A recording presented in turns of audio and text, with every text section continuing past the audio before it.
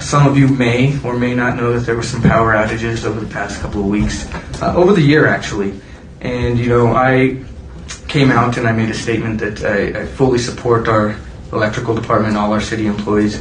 This is something that they do, and they try and get it back up running as fast as they can. No one wants the power to be out, and it's their job and it's a service. But other than you and the police department, and we signed up for this as council members, as mayor, to take criticism here and there. You guys are just doing your job, and I want to let you guys know, you, Todd, all those, that I appreciate everything you guys do for this community, and it means a lot to me, and I know for the rest of the community as well too. So thank you guys. Thank you very much, and we respect that from you. So we had a couple of recent outages, big outages, last week. I will start with that one. We had an underground feeder to the Safeway store fail. Been in the ground for 30 plus years. It was full of water.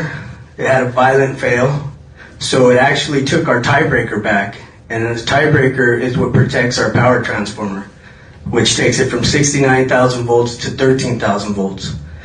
So we can't bypass that breaker, because then we won't have no protection for that, and that's a very expensive transformer.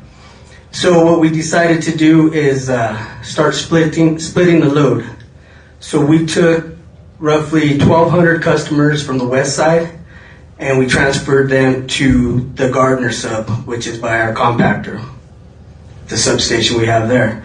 And then we took 1,700 customers and transferred them to the airbag sub to get power back to them. So the reason why the outages took so long is because we're trying to figure out what was wrong with our breaker. We never had that issue before. So when we determined we couldn't close it in, we made the decision to split people and get people back on. The people that stood off were Safeway, WW Feeds, and the Santa Fe Yards, because we had to pull new conductor in the ground, which takes time.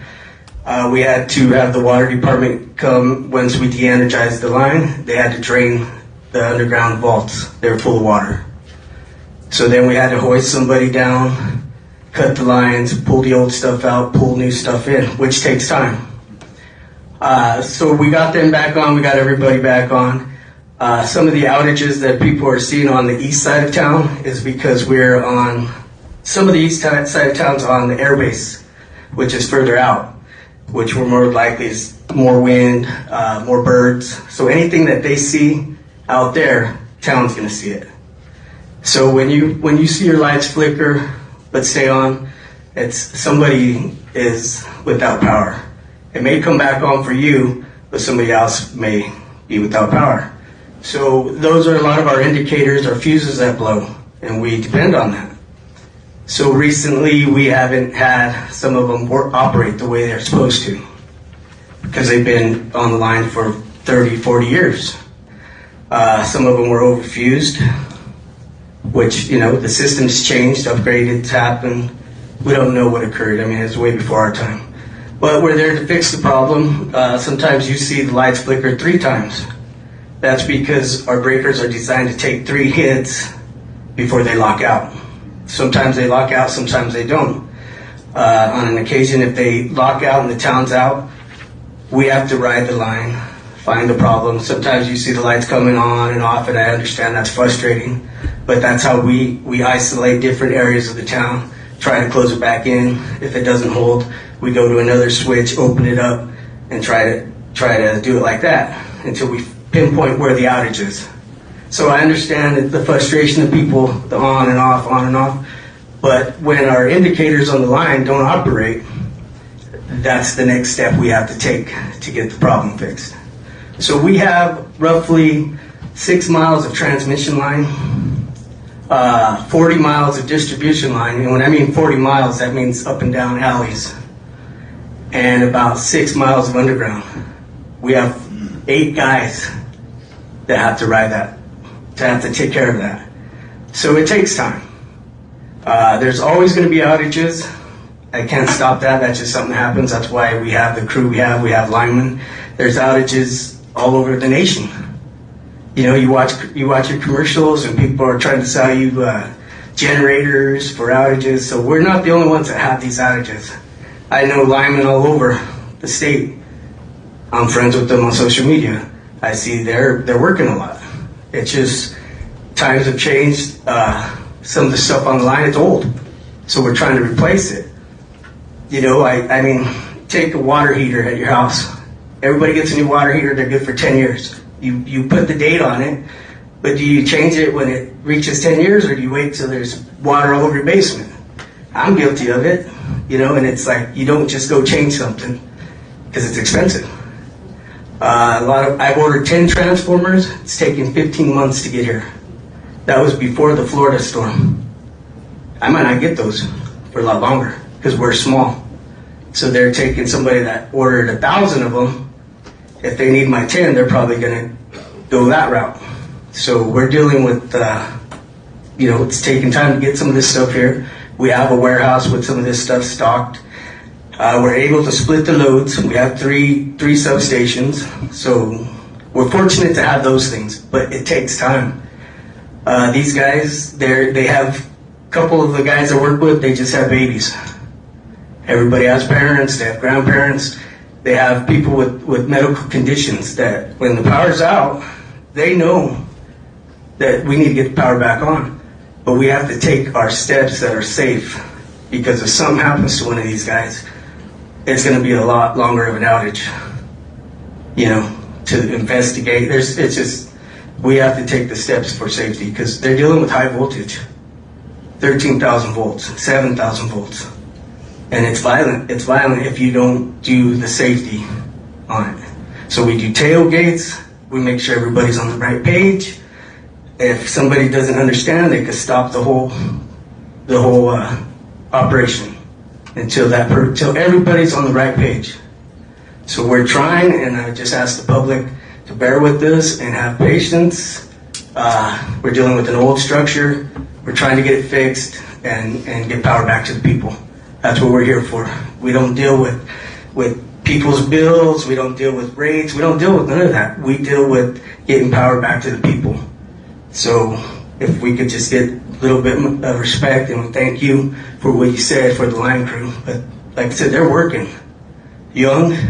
So everything that's happening now, 20 years from now, when these guys are older, I mean, they're going to have great experience, so. What did the schedule look like for you guys for the past since the power's been out? Working. So what we're trying to do with our breaker, let me get back to that. Our engineer that we have was on vacation. So he gave us numbers to another engineer that wasn't familiar with our system. So we were trying to troubleshoot that on the phone. Figured out a few things, so now our engineer's back.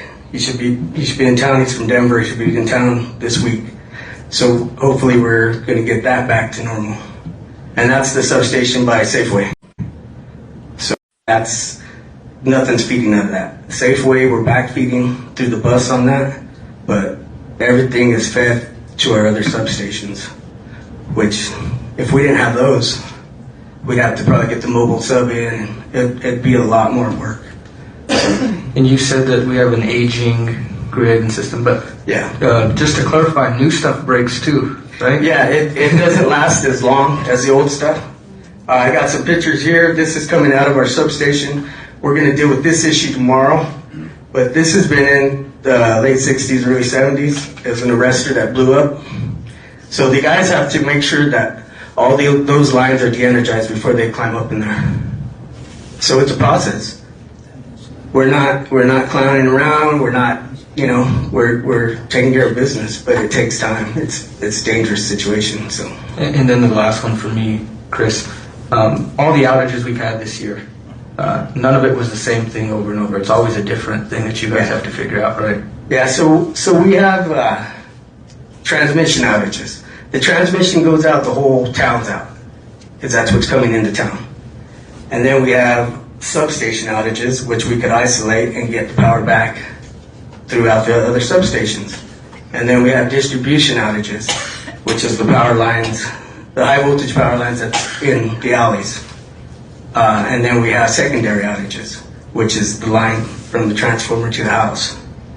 So there's multiple outages. Some outages just take 3 or 4 guys. Some outages takes the whole crew.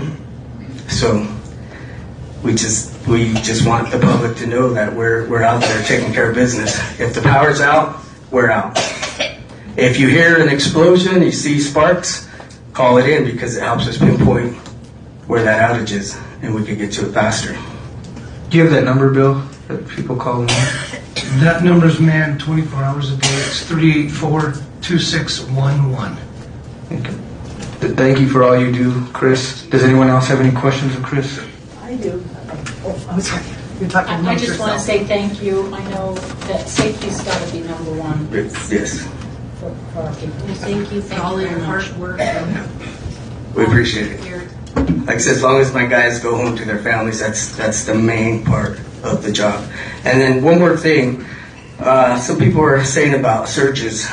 So when the lights are coming on and off, and I know it's frustrating, it's almost like you're going in your house, turning your breaker on and off, or your light switch, but it's on a bigger scale. And all we're doing there is trying to isolate the town to see where the problem is. So we have to do that. We have to open and close things to see if it's going to hold. If it doesn't hold, we'll go to the next switch, we'll open it up and see if it holds. And then, we just continue to do that until it holds, and then we could isolate where that outage is. And then we have to go to each structure, in the middle of the night, middle of the day, whatever time, and go and see what's going on. So it's tough, but like I said, we signed up for it, we did the training for it, and we're proud of it. We're proud of what we do. So, you had a question? Oh, yeah. You said that there was water in the line by On the Safeway. Is underground. that normal, or did that happen? In that, like that. So in that area, from First Street, it's low. We have the rains come in. We have a lot of Oh, water. so it's just normal ground seepage? Yes. It's not like a sewer line broke or something? No, Oh, no. okay. Just years and years of just the river's just right there. It's Yeah. Well, I know that I call in whenever my power goes out, but I'm always very polite, and I thank you for your work. I mean, Thank you. this stuff happens, And I understand people are frustrated. Yeah. I Well, I got mean- battery backups on my computer, so I can still keep Awesome. working. So you're 30 or prepared. 40 minutes, yeah. So on that note, there's going to be outages. Even though we get this problem fixed and we do some upgrades, there's always going to be something. Something's failing as we speak. That's just the nature of the beast. It's happening. Weather comes in, wind. We deal with a lot of stuff like that. So Did you have the name of the city where there's no outages in? I do. I don't. And I don't think they're hiring either. So that's. I wanted to tell the guys thank you. That's me. Got it. I know. I'm just trying. All right. Starting Wednesday morning at midnight, they worked all night, all day. Went home, had to come back out at midnight. Worked all night and all day to keep that power on. That's a big job, and these guys are out there in the middle of the night when everybody else is sleeping. I was working, though. That's Hard how work. I knew the power went out both times. Midnight and then 11. Yeah, but you're a vampire. So how do you count for safety if everybody's tired and fatigued is coming in? Because if one person. So what we do there? Sorry. Yeah, turn yours up.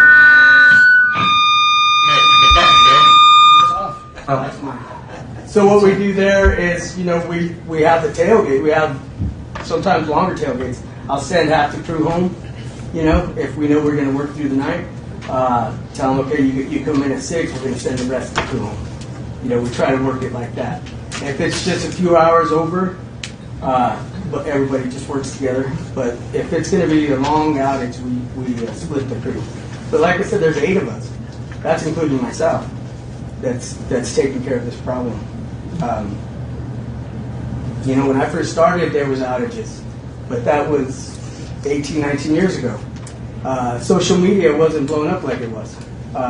Cell phones were barely coming out, and when I was a kid and there was outages, you had to be home to answer the phone. We didn't have cell phones. So I understand now everybody's communicating, everybody knows, if one side of town's out of power and the other side's not, you're having people say, well, I got power, or vice versa. So it's noticeable now. Yeah. But it's always happened. It's just something that happens. You know, some people say, I moved out of that town because I'm tired of the outages. I guarantee their place has outages. I got a nephew who works for a utility around here. The guy's always working. I mean, yeah, they cover more ground than we do, but they're always out working. So I just want the public to know we're not out clowning around and just opening switches and closing switches just to do it, because we have family on those circuits too. You know, I have an elderly mom, you know, and I'm worried about her. But, you know, at the time I got to focus on the job, because one mistake is your last mistake. My goal is to make sure these guys go home to their families at the end of the day. So, just patience, we'll get it. But like I said, the lights are going to flicker, they're going to blink, but we're out there working on it. So, anybody have anything else? How many volts does it take to kill a person? You Talk about it as premeditated. Yeah, the way yes. I mean, 110, you know, if you have a bad heart, they could grab you and kill you. And that's what you have in your house.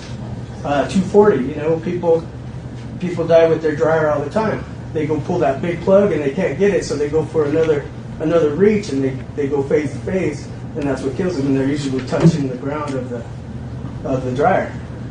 So always kill your power if you're going to work on your house. Just make sure you have breakers for that. It's protecting your house. Don't do nothing live if you don't know what you're doing, or if you feel brave. Just you have the option to kill the power. Sometimes we don't have that option. We have to work it hot. So we have rubber gloves. We have the equipment to do that.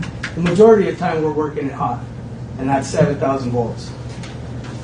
So just so people have power, but we're going with the safety first. We have hot sticks. We have rubber gloves. We have what it takes to do that, and the training. So And hard hats. hard hats, everything we need. FR clothes, you know. A lot of people just don't die of electrocution. If something blows up in their face, the first thing your body does is inhale. So you inhale all that, and you burn yourself from the inside out. All that flash. So some people climb the poles, they fall off the poles, they fall out of bucket trucks. There's a lot of danger to just electrocution. So in the middle of the night, you know, we gotta watch each other's back. Thank you. Yeah. We appreciate you all. Thank you. Thank you guys. Thank you.